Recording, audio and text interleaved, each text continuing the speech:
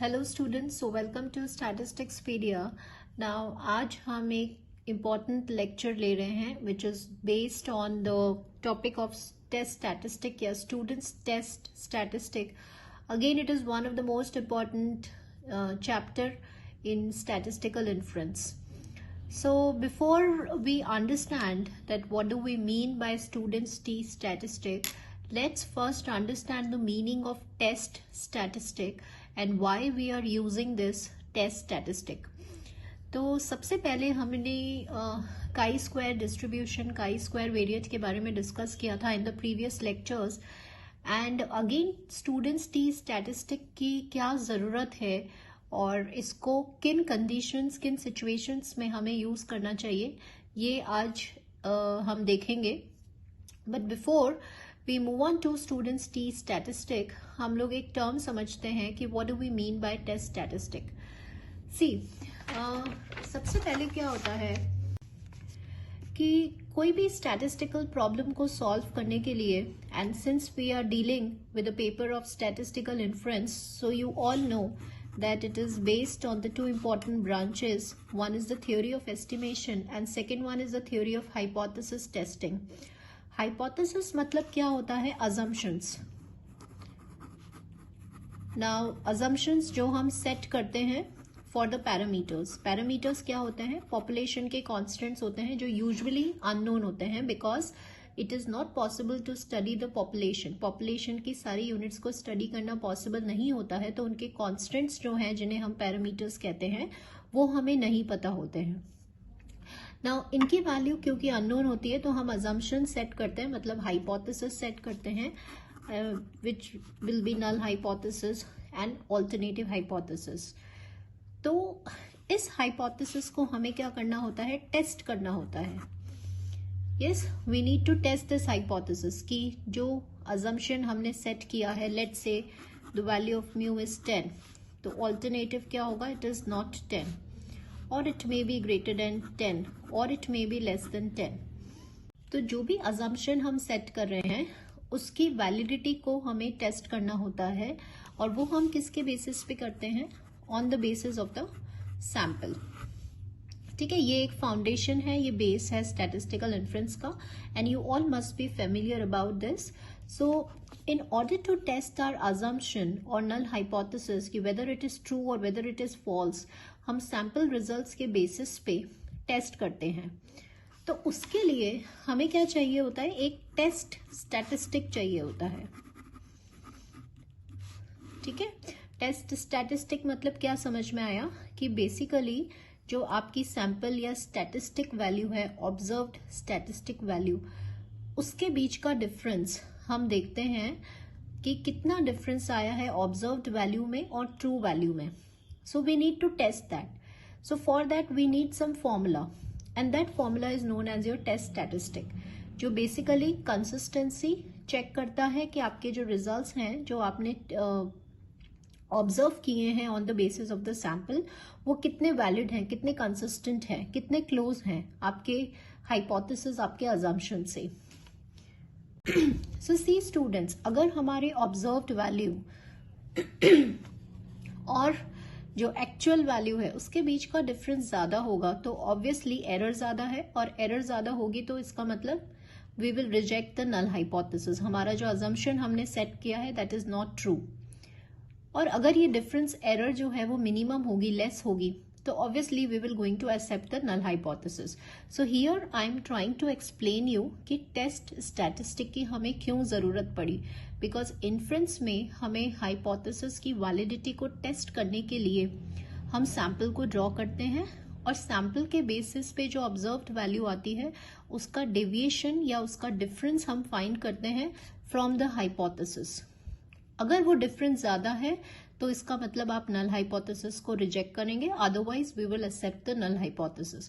तो हमें उसके लिए एक फॉर्मूला चाहिए होता है on the basis of the sample results, and that is known as a test statistic. तो जैसे थोड़ा सा हम रिव्यू ले लेते हैं. हमने काई स्क्वायर में एक स्टैटिस्टिक पढ़ा था ऐसे, गुडनेस ऑफ फिट टेस्ट में. तो this is a test statistic. So this is what, in order to test कि आपका फिट गुड है कि बैड है, तो ये क्या है, एक टेस्ट स्टैटिस्टिक है। बिल्कुल वैसे ही आज हम डिस्कस करने जाएंगे students T statistic. So, a test statistic assess how consistent your sample data are with the null hypothesis in the hypothesis test. The calculations, they take the sample data and turn to a single value that quantifies how much the sample diverges from the null hypothesis. का मतलब क्या है कि test statistic basically जो है वो sample data के basis पर, क्योंकि सैंपल ऑब्जर्वेशंस पर बेस्ड होता है, उस पर बेस्ड हम कैलकुलेशन करते हैं और वो हमें एक सिंगल वैल्यू देता है, जिसकी हेल्प से हम क्या कर पाते हैं, कंपेयर कर पाते हैं कि सैंपल का डिफरेंस हमारे नल हाइपोथेसिस से कितना है। When the test statistic indicates sufficiently large or extreme, then it shows the larger difference. जब टेस्ट स्टैटिस्टिक की वैल्यू अगर ज्यादा आ रही है, डिफरेंस ज्यादा आ रहा है आपके नल हाइपोथेसिस से, तो हम क्या करते हैं, रिजेक्ट करते हैं।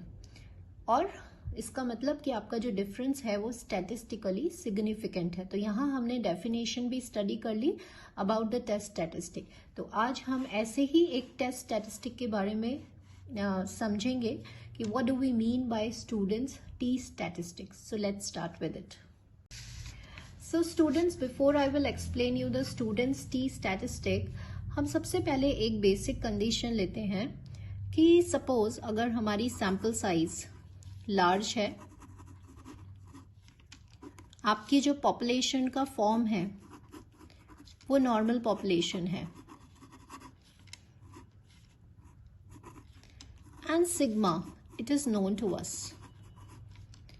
Now for these three conditions हम किस टेस्ट स्टैटिस्टिक को अप्लाई कर सकते हैं।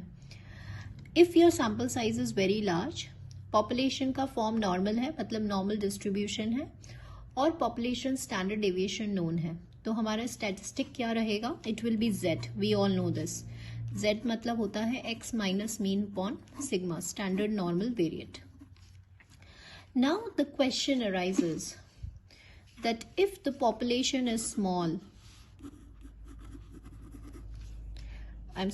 if the sample size is small,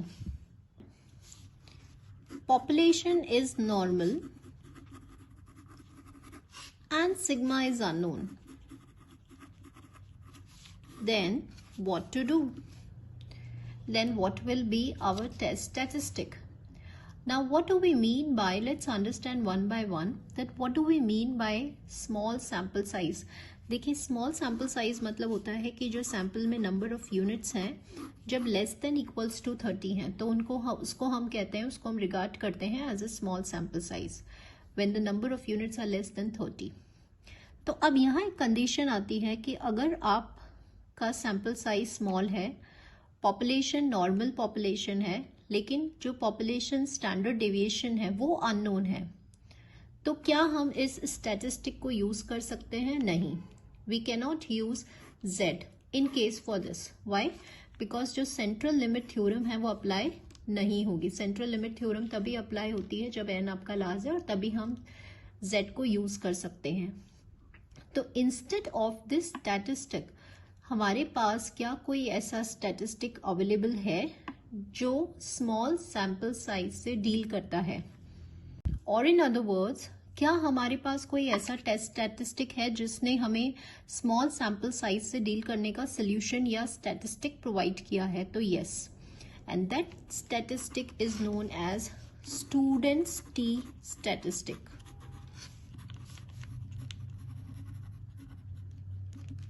so here we got to know कि स्टूडेंट्स टी स्टैटिस्टिक हम कब अप्लाई करते हैं? जब सैंपल साइज स्मॉल होगा, पॉपुलेशन का जो फॉर्म है, जो नेचर है, वो नॉर्मल होना चाहिए, और सिग्मा जो population standard deviation, it must be unknown. Under these conditions we will use the students T statistic. अब इस स्टैटिस्टिक का फॉर्मूला क्या होता है ये हमें देखना है। सो सी, now if I'll take the sample mean, we all know, because here we are taking the population is normally distributed, तो अगर x आपका n mu sigma है, तो we all know x bar is normally distributed with the mean mu and sigma square by N, variance जो होता है वो sigma square by N होता है। तो जो टी स्टैटिस्टिक है वो क्या दिया गया है, X bar minus mu S by root of N. This is a which was given by Gosset, William Gosset. Now here we will try to connect this formula. हमें क्या करना है, इस फॉर्मूले को लर्न करना है। तो इसको याद करने के लिए हम कोशिश करते हैं कि हम z से इसको कनेक्ट कर सकते हैं क्या, या कैसे हमें ये इजीली याद हो सकता है। तो चलिए देखते हैं। Now see, suppose if the sample size is large, if n is large, and then we know कि x बार जो है वो हमारा नॉर्मली डिस्ट्रीब्यूटेड होता है, लाइक सो। नाउ सपोज अगर हमें z करना है, तो what is the formula for z, x minus mean by under root of variance. Now यहाँ पे हमारा जो रैंडम वेरिएबल है वो x बार है, माइनस मीन आपका म्यू हो गया, and root of variance will become sigma by root N, and that is a standard normal variate. But if the sample size is small, for the small sample size we know that कि we cannot apply standard normal as in statistic। जब small sample size होता है, मतलब ऐसा होता है, तो हम CLT थ्योरम को अप्लाई नहीं कर सकते हैं। तो उसका सोल्यूशन क्या था कि हम स्टूडेंट्स टी स्टैटिस्टिक को यूज करेंगे। और यहाँ हम क्या देख रहे हैं कि हमें कैसे ये फॉर्मूला याद होगा। तो देखिए, सिग्मा जो होता है वो अननोन होता है। So in place of sigma we will use s square, which is given by 1/n-1 summation xi minus x bar का whole square in place of sigma. This is a meaning of cap. Sigma cap मतलब होता है जब sigma की value आपको पता नहीं होती है, तो उसका जो एस्टिमेट है, जो instead of sigma we can use s square.